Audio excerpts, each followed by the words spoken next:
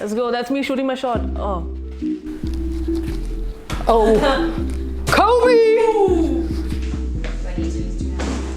Does she need to use two hands? She hit it. She hit it. All right, so welcome to Lace. We're a Dubai-based women's sneaker shows. I am your co-host Nadine. I'm Jess. And I'm Aradhana. What have we got going on today? Aradhana, do you want to start us off with what you have? I have got the shattered backboards low on, and I've got my Jordan shorts and my Lakers Lebron jersey. Today for my fit, seeing as it's a basketball edition, I put on some very special Clydes to me. These are the Soul Puma Clyde collab. They've got a beautiful kind of ostrich upper, and it comes in a couple of lace colorways as well, which I love to switch up the laces on these in red and white. It's like the Puma Clydes, you have to know, like they were the first shoe collab given to a basketball athlete. That was Walt Clyde Frazier. My pants are from IMGA, and my top is from Urban Outfitters. Necklace by Melody Asani, jewelry by Melody Asani, and my dad gifted me some gold rings. Oh, and I've got the Nike Fear of Gods on, the low cut, and some Nike socks, the usual high socks, and then just your regular denim jeans and a Guess t-shirt. Right, so a little bit about my shattered backboards. Michael Jordan wore these at a game in France where he was wearing an orange jersey. So he was trying to dunk. Trying? He did it. Michael Jordan doesn't try. He dunked and he shattered the backboard. Speaking of basketball, well, Jess, you do play some basketball, right? I mean, I've been playing since I was a kid. Basketball is a love of mine. It's definitely like my form of therapy for sure. Girl Time hosts a basketball social every week on Saturdays. Shout out to the Girl Time basketball team. And it's been really amazing. We've seen some girls who've never played before being like the highest scorers, and it's just all around good vibes. So what are your favorite basketball shoes? Like, what do you prefer?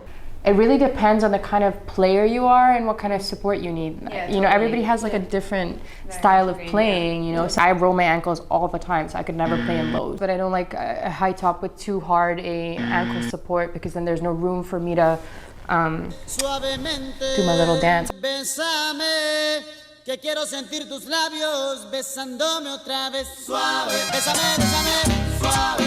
It's a massive part of the sneaker culture as well anyway though. So like whether it's a basketball inspired shoe or the actual basketball shoe being used on court, off court. We're gonna talk kicks that are inspired by basketball, that are kind of epic to collect, and the story behind them. Aradhana, what would you, if you were to think of a basketball shoe or a basketball inspired shoe, what comes to your mind? What comes to my mind first of all is the Kobe's. I feel like you have to say like Kobe, like Kobe. Okay, so the Kobe. Kobe. The What If pack, especially the Mamba week, we saw the entire week. We saw releases, the jerseys, the shoes. So there were two in particular. There's the one What If pack, which is a collaboration with Undefeated, and there's one white type of shoe, white with a swoosh, which is golden. Yeah. So the multicolored shoe basically represents like during the NBA draft pick, he was the 13th pick. Which is insane. Yeah, which is insane. And he was like rejected by a lot of teams. And then Charlotte Hornets picked him, and he was eventually traded to Lakers. Yeah. So the colors on the shoe is a mix of all the colors of the teams. Yeah. Right, kind of like a representation of his journey. Yeah. Like, what if he was picked by someone else and not traded to the Lakers? There you go. It is That's a called shoe. What If. Yeah. What if? And the But white that's a sick shoe. story. Yeah. The white shoe represents his championship. which is when, you know, In saying that, obviously Kobe having his own line and it being part of Nike, but he actually started off in the court with Adidas. He had the Adidas KB8s. Yeah. And then for me, the second pair, I think I'd have to mention, because I remember them coming out, I think I was about 7 or 8 years old. They came out of the 2000s. Right. Shox TLs, which actually launched in 2003, but recently had an update to the Shox TL Nova, Which are the women's only version, release, right? and they put like a little bit of extra springboard. But in general, there's always been something about Shox that, like, logistically, especially as a kid, for me, you always just feel like springs in your feet just like help you jump. I recently watched White Men Can't Jump. you just got like such a wide range. You got the Nike Air Command Force. It has a technology where you pump up the sides, and then that actually adds in some more air and comfort, and as well as support around the ankles. And you also have the Adidas Artillery, the Nike Flight Lights. I mean, it's just like a sick range. It's actually crazy how much movies or like Hollywood in general influences basketball culture when it comes to kicks as well. You know, basketball movies like Mike or Space Jam. We were talking about Mike earlier. Yeah, just like, it's wild, even White Man Can't Jump. Like there's so many class 11 basketball. There's literally kicks that have come out that have been inspired from almost every basketball movie. So I'd love to see another movie apart from Love and Basketball where there's like more female leads and playing like a role in basketball. Yeah, while we are on the topic, Kobe also has a sneaker, which is a girls' basketball sneaker. Right, a women's only release, yeah. The women's only release called the Kobe Protro 5.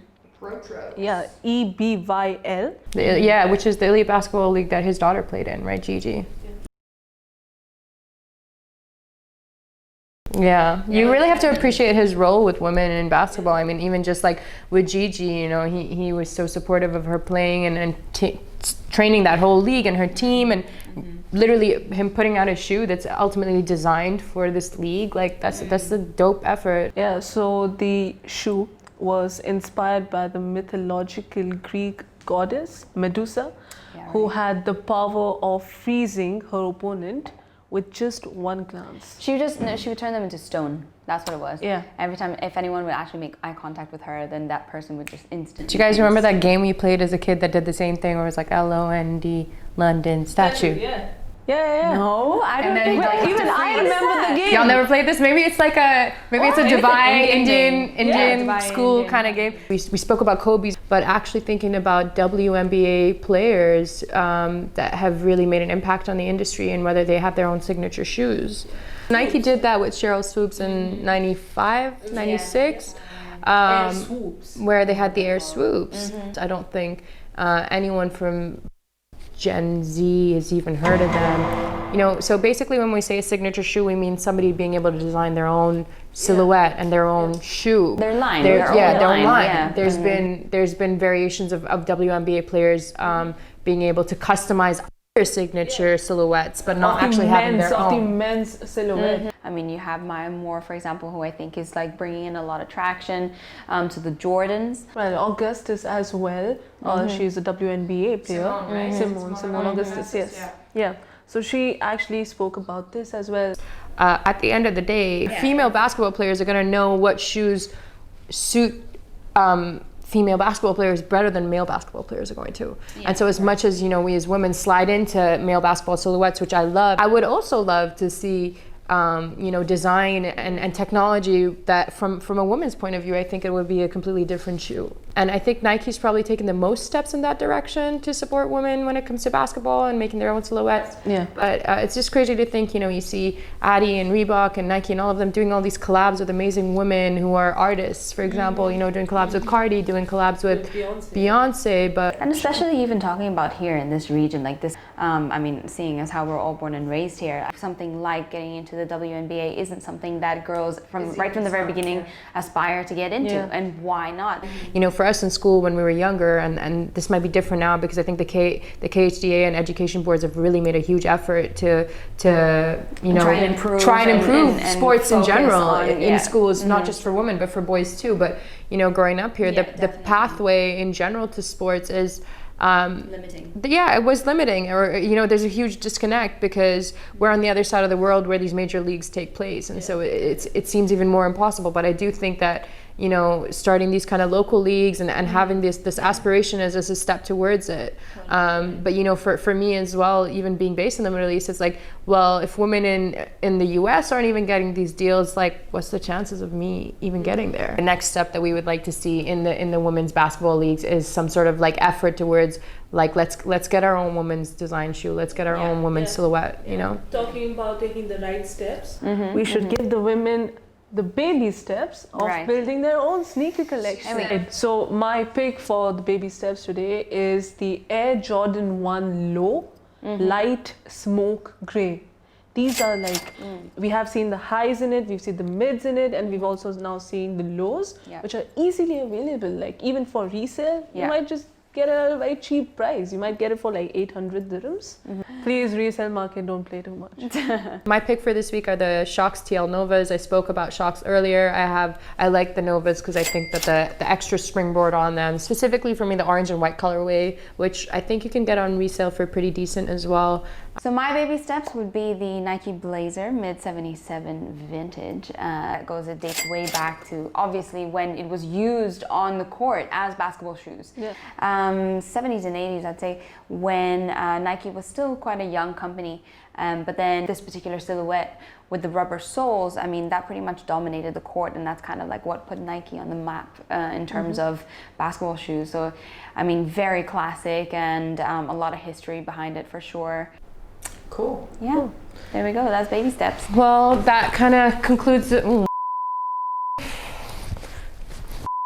I think when you're talking ball or basketball shoes, you have to talk about And1, or started off as three UPenn students working on a school project that later evolved into the brand And1. And1 were actually one of the first to sign an endorsement deal. The Marburys were beautiful though. They were actually, I mean, I would say that they're also one of like the most underrated. So,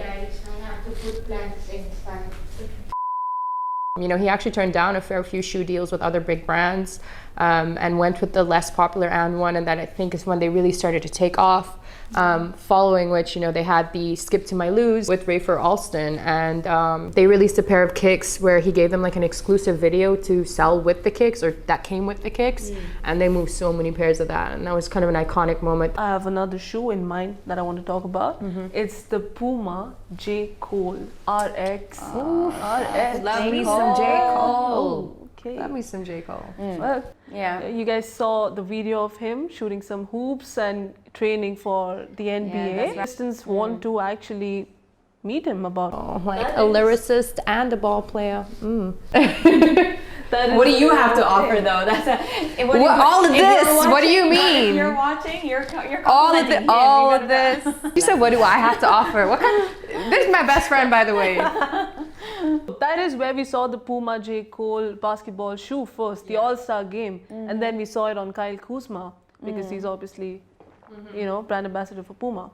Let's take a look at some laced and some unlaced. You know, over the years there have been so many drops. Like, let's take a look at some shoes and kind of see who would lace and who would unlace. Start us off then. Our first one is the Lebron 17 Monsters. These are inspired by Space Jam, which Lebron is obviously being featured in, the latest one. I do love the contrast between the really bright orange and the dark purples, and I think lacing for sure. I think on these, is that a Flyknit? Is that a Flyknit mesh on the side? I love me some Flyknit, especially when I'm hooping. I love the flexibility of it. I like the little exoskeleton. It definitely like looks like the monster figures from Space Jam. I like watched Space Jam. We used to have it on VCR those days, and I watched it on repeat all the time. So as much as at the time when I was younger, I was more of a Lola Bunny fan than the Monsters, and I'd love to play with them on court too. I don't even think it's something that I would just leave in my closet. I'd actually hoop in these.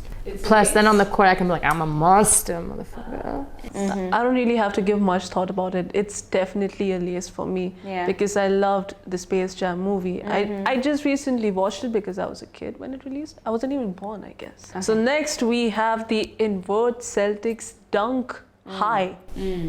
I mean, straight off the bat, I love these. You know, I mean, I'm a Lakers fan myself, but I have appreciated the Celtics over the years, and I really, she said, slam the door while I'm recording, Ma! I like him. I like him a lot. I mean, I love pink. Pink's my favorite color anyway. I know that's not very obvious, but yeah. And I love, like, you know, it's not often that you're able to execute taking a shoe and flipping it inside out and making it look good, and they slapped on that one. Right, so it's a lace for me as well. So next on laced or unlaced? We have the Air Jordan 35. Not lace for me. Colorway as well is dull. Jess, what do you think? I like the hole in the bottom. It's the air bubble. Yeah, I like to put, you know, I like stuff that's different like that. I just want to put my finger through it. But I really don't like that like satin silver look for me. It's just, it's not my thing. It's unlaced for me. I would definitely lace those up. So futuristic looking, I love them. I've heard the Jordan 35 has a very special zoom technology, so Okay. it's supposed to be very comfortable. So I guess that concludes our segment for today. And as always, we love to hear your comments and we love to hear your suggestions, so please send them through. You want to join us for one of our weekly games, beginner or not, slide into our DM. Thank you. Peace. Peace. Cool, beautiful. Let me just take off all my nails.